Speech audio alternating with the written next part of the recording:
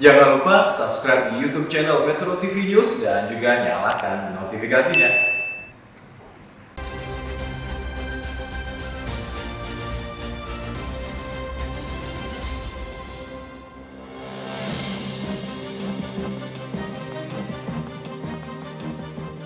Pemirsa, peta koalisi partai politik menuju Pilpres 2024 tak lagi abu-abu. Setidaknya sudah ada satu koalisi yang terbentuk sejak 12 Mei lalu, Koalisi Indonesia Bersatu namanya. Golkar, PAN, dan P3 mengaku punya visi yang sama meski belum memutuskan siapa capres yang akan diusung. Perolehan suara ketiganya di pemilu 2019 mencapai 23,67%, artinya koalisi ini sudah bisa mengajukan calon presiden karena melampaui presidential threshold 20%. Meski suara Golkar dominan dan Ketua Umum Erlangga Hartarto digadang-gadang akan maju sebagai capres, tampaknya Koalisi Indonesia Bersatu masih memantau arah politik dan manuver parpol lainnya. Poros Golkar, PAN, P3 berpotensi menyediakan panggung bagi kandidat capres yang tidak punya parpol atau tidak dianggap oleh parpol mereka sendiri, tapi mentereng surveinya. PDI Perjuangan bereaksi atas lahirnya Koalisi Indonesia Bersatu. Sekjen Hasto Kristianto menilai masih kepagian lah untuk membentuk koalisi-koalisian. Harusnya Menteri-Menteri Presiden Jokowi itu fokus kerja dulu. Sosok capres yang diusung kelak dinilai sangat bergantung pada koalisi dan capres yang akan diusung oleh PDI Perjuangan sebagai pemilik saham politik terbesar. PDI Perjuangan mampu mengusung sendiri capresnya tanpa berkoalisi dengan parpol lain. Tapi apakah pilihan itu akan diambil PDI Perjuangan? PDI Perjuangan kan makin mesra ya dengan Gerindra. Jadi gak ya kira-kira duet Prabowo Puan? Soalnya parpol lain sudah ancang-ancang nih untuk menampung Ganjar dan mengusungnya sebagai capres.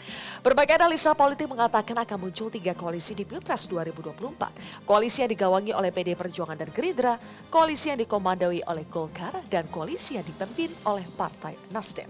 Sementara 3 kandidat capres yang akan bersaing adalah Ganjar, Pranowo, Prabowo Subianto, dan Anies Baswedan. Masih terlalu pagikah untuk membentuk koalisi atau memang masih butuh wait and see agar tidak menyesal di kemudian hari? Inilah kontroversi selengkapnya Koalisi Kepagian bersama saya Zilvia Iskandar.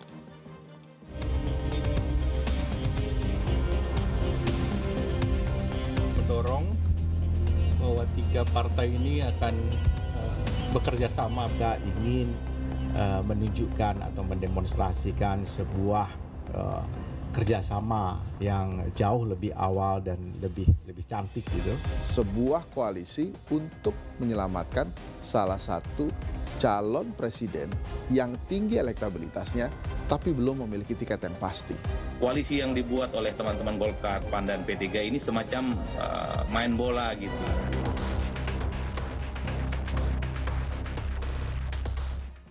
Pemirsa, untuk pembahasnya sudah hadir 6 orang narasumber di studio. Yang pertama adalah Nurdin Halid, Wakil Ketua Umum Partai Golkar. Berikutnya adalah Ketua DPP PAN Saleh Partonan Daulay.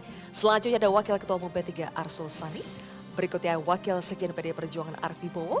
Kemudian Ketua DPP Partai Nasdem Saan Mustafa dan Direktur Eksekutif Poltreking Indonesia Hanta Yuda. Selamat malam Bapak-Bapak. Terima kasih sudah hadir di kontroversi malam hari ini. Saya akan langsung ke Bang Nurdin. Bang Nurdin, langsung bentuk Koalisi Indonesia Bersatu, gak kepagian ini? Kontestasi demokrasi 2024 itu sangat menarik dan menantang. Tapi misi utama kita bukan hanya bagaimana berlangsung secara jurdil, tapi bagaimana output yang bermutu. Nah, untuk menghasilkan output yang bermutu itu, maka secara dini sudah harus ada koalisi agar supaya dipersiapkan untuk pencalonan itu sudah ada kendaraan. Dan ini sekaligus dengan koalisi yang sedini mungkin itu akan mencerahkan demokrasi. Mencerahkan demokrasi, menyehatkan demokrasi, dan mencerahkan demokrasi rakyat. Jadi ini bukan kepagian. Kenapa? Karena Partai Golkar, P3, PAN sesuai dengan parlementarisme tidak memenuhi syarat untuk mencalonkan. Oleh karena itu harus berkoalisi. Nah, dengan koalisi ini itu akan semakin mendinamisasi daripada proses kontestasi politik kita menghadapi 2024. Karena tantangan yang semakin besar, makanya butuh waktu lebih cepat ya untuk membentuk koalisi ini. Ya, jadi agar supaya rakyat bisa menilai ya, ketiga partai ini nanti kira-kira siapa calonnya. Tetapi perlu dipahami secara bersama bahwa paling tidak ada 3 faktor utama dalam menentukan calon presiden. Pertama adalah suara rakyat, ya, karena kita ingin menang. Suara rakyat itu ya indikatornya diukur oleh survei. Okay. Ya. Kemudian suara kader. Kenapa? Karena kita hendak menuju 3 kontestasi politik. Pilpres, pileg, pilpres, dan pilkada. Kader punya kepentingan. Mereka mau menjadi anggota DPRD, DPR provinsi dan DPR RI, mau menjadi bupati, wakil bupati, wali kota, dan gubernur. Yang ketiga, waktu ketiga adalah suara parpol. Kenapa? Karena parpol juga ingin menang. Ingin menang pilpres, ingin menang pileg, ingin menang daripada pilkada. Nah, oleh karena itu 3 faktor ini itu akan sangat menentukan untuk nanti koalisi ini menentukan capresnya. Tapi bagi Partai Golkar itu sudah kita putuskan secara organisatoris. Secara konstitusi Pak Erlangga adalah calon presiden melalui Munas dan Rapimnas. Ini susah merubah. Kalau ingin merubah ini harus melalui Munas dan Rapimnas. Menarik ini. Ini supaya dipahami oleh kawan saya, P3 Menarik. dan PAN, kira-kira begitu. Sebelum saya bahas soal ini ya, ini belum apa-apa sudah bilang ini. Sesuai dengan Munas, Golkar, Erlangga harus menjadi capres. Sejak dulu saya menyampaikan itu. Bisa diterima nggak sama teman partai yang lain? Sebelum bahas itu, nanti dulu ditahan dulu, masih kepagian. Saya ingin tanya dulu, kenapa sih komposisinya harus 3 partai ini? Kenapa Golkar, PAN, P3, Bang Saleh? Ya, saya melihat bahwa ada beberapa faktor. Pertama, komunikasi sebetulnya antara pimpinan-pimpinan partai politik ini selalu berjalan dengan baik. Tetapi yang sangat intens dilakukan itu adalah 3 partai politik ini ya, yaitu PAN, Golkar, dan P3. Dan sebelum deklarasi itu dilakukan, pembentukan koalisi ini, intensitas pertemuannya semakin banyak dan saya tahu dalam proses itu saya kira ada beberapa hal yang perlu dicatat ini. Kenapa misalnya 3 ini? Karena kita merasa bahwa koalisi yang 3 ini itu sebetulnya lebih cair, bisa masuk antara kita nih. Jadi Golkar dan PAN dan juga P3 ini sebetulnya merasa ini hubungan relasional antara kita dengan mereka ini lebih mudah untuk Apa sih disatukan. chemistry-nya di antara 3 partai ini? Tadi walaupun tadi misalnya Pak Nurdin Halid menyebut bahwa mereka sudah menetapkan calon presidennya adalah Pak Erlangga, tetapi ketika disampaikan kepada kita mengatakan untuk menentukan capres ke depan bersama 3 partai politik ini tentu harus bersama-sama juga. Karena pada saatnya nanti ini akan ada seleksi alamiah di dalam politik. Dan ingat, politik itu rasional dan realistis. Rasional itu tadi Pak Nurdin sudah nyebut bahwa harus disukai oleh masyarakat juga capres-cawapresnya. Kalau enggak didorongkan habis juga kan enggak bisa. Dan kemudian kedua Pak Nurdin tadi menyebut kita harus menang. Dan kami ini bertiga ini harus menang, kita yakin karena seperti PAN, udah 2 kali kita nggak ikut menang. Ya kan? Jadi karena itu kita ini harus berpikirnya menang. Dan kita yakin bahwa sebetulnya Golkar juga sudah pernah mengalami ya katakanlah kalah. Tapi dia kan Golkar ini dia sifatnya cair ya. Walaupun kalah tetap bisa masuk. Kan begitu. Jadi karena PAN kan itu sekarang kita, juga cair. ya sangat cair. Makanya karena itu ini tadi kan alasan-alasan ya. Lalu kemudian yang terakhir saya kira walaupun dikatakan tadi kita akan menentukan capres-cawapres, tapi untuk sementara ini yang kita inginkan itu adalah bagaimana membentuk pola pemikiran yang jelas dalam rangka membangun Indonesia ke depan. Selama ini yang muncul image di publik itu adalah partai-partai politik itu inginnya itu merebut kekuasaan saja. Yang dipikirkan adalah calon presiden dan seterusnya. Sekarang ini koalisi yang kita bentuk ini belum memikirkan ke situ. Masa iya Bang Nurdin belum apa-apa langsung bilang? Ya itu kan internalnya. Internal. Kan tadi sudah dijelaskan internalnya. Ditegaskan kalau lagi. lintas kita ini itu belum sampai bicara ke situ dan terus terang saja ini koalisi terbuka. Terbuka untuk siapa? Terbuka untuk internal partai koalisi, terbuka untuk eksternal, siapapun boleh bergabung. Kemudian terbuka dari calon partai politik yang akan diusung, terbuka juga bagi mereka yang tidak punya partai politik. Dan terbuka untuk menerima masukan dari seluruh anggota masyarakat kita. Silakan sampaikan sekarang. Itu nanti akan kita rumuskan pemikiran-pemikiran itu dibicarakan di internal koalisi Indonesia Bersatu. Pak Arsul tadi saya tanya chemistry apa sih yang dimiliki oleh 3 partai politik ini. Kita tidak yakin misalnya tidak ada perjanjian di belakang layar, tidak ada kesepakatan syarat yang diajukan oleh masing-masing parpol untuk bisa berkoalisi. Ada tidak syarat-syarat yang diajukan oleh masing-masing parpol?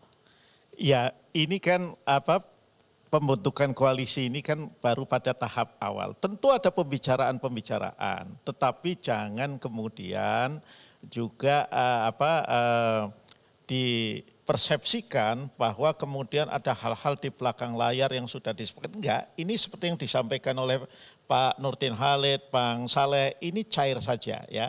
Kalau ditanya soal chemistry-nya ya, maka chemistry yang pertama itu adalah prinsip inklusivitas.